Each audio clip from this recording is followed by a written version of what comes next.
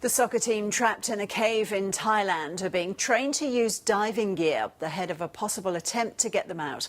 Authorities are also racing to pump water from the cave system before more heavy rain arrives. Here's reporter Anne Barker, who's outside the cave entrance in Chiang Rai. Hi there, Anne.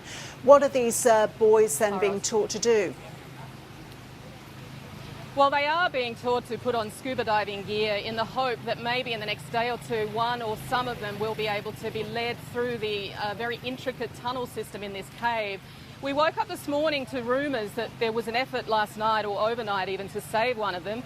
But the governor of Chiang Rai province here went on television and squashed that rumour. It hasn't happened. But certainly if there was a window to try this attempt to get these boys out right now, now is the time to do it, because we've had a good weather in the last 24 hours. There's no rain right now and likely to be only lighter rain perhaps late in the day. But of course there is quite a big hurdle to get those boys trained. And the talk is that maybe one of them, the oldest or the most confident, could don some of that scuba gear and be led through the tunnels holding the ropes that have been laid below the water.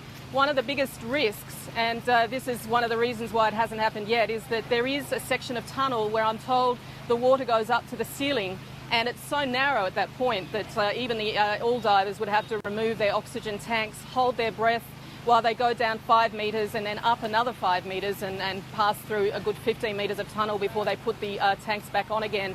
So that's one of the reasons that I think it hasn't been started yet.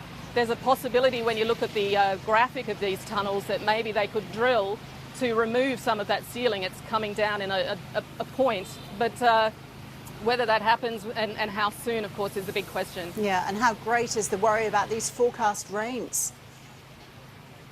Well, that's right. As I say, it's not exactly monsoonal rain right now or yesterday, but certainly this is the start of the monsoonal season. There's so much water in those tunnels that you would expect, you only need another downpour or two and that water level will rise again.